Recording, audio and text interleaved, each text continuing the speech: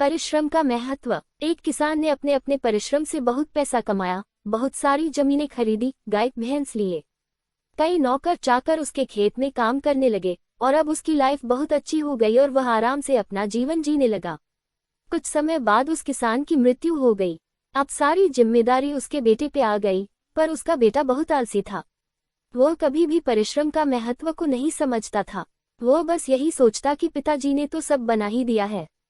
नौकर खेतों में काम करते हैं, अनाज घर पहुंच जाता है, मुझे क्या जरूरत काम करने की। काफी समय तक ऐसा चलता रहा। फिर धीरे धीरे उसे नुकसान होने लगा, खेतों से काम अनाज आने लगा, गाय भैंसों के दूध से भी उसे मुनाफा नहीं होता।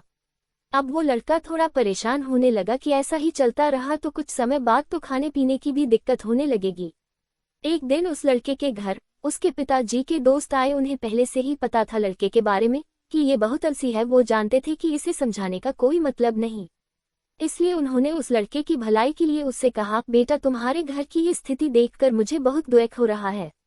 जब तुम्हारे पिताजी थे तो सब बहुत अच्छा चलता था, पर अब ये सब देख कि मुझे ऐसा लग रहा। मैं वो उपाय तुम्हें भी बताऊं जो मैंने तुम्हारे पिताजी को बताया था, जिसकी वजह से तुम्हारे पिताजी इतने अमीर बन गए थे। लड़का बहुत खुश हुआ। उसने कहा, कृपया कर कि मुझे भी बताइए, बस कोई मेहनत वाला काम मत बताइएगा।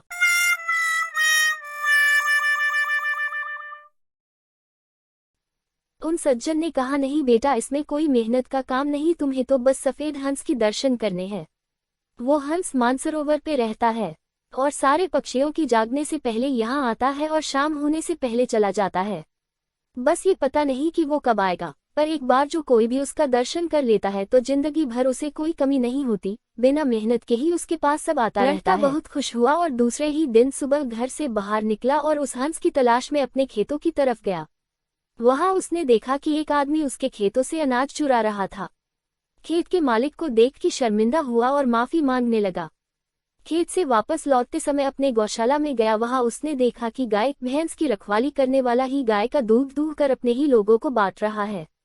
ऐसा करने के लिए रखवाले को उसने दांत लगाए और वापस घर आ गया। नाश्ता करने के बाद तुरंत वो हंस की दर्शन करने के लिए खेतों में चला गया।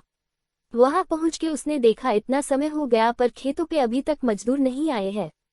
जब मजदूर आए तो उन्हें भी डांट लगाई। इस तरह वह जहां गया उस दिन वहां अपने होने वाले रोज के नुकसान से बच गया। सफेद हंस की तलाश में वो लड़का अब रोज सुबह ही अपने घर से निकल जाता।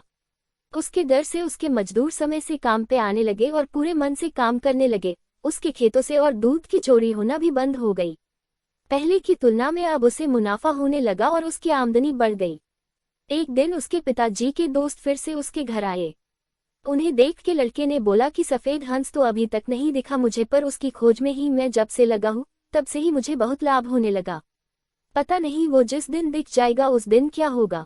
उसके पिताजी के दोस्त हंसने लगे और बोले, तुम अभी तक नहीं समझे, परिश्रम करना ही वो सफेद हंस है। परिश्रम का फल हमेशा उजाले की तरफ होता है। जो परिश्रम करना बंद करके अपना काम नौकरों पे छोड़ देता है उसे हमेशा नुकसान का सामना करना पड़ता है, और जो खुद परिश्रम करके अपने तथा अपने लोगों की देखभाल करता है वही संपत्ति और लोगों से सम्मान पाता है।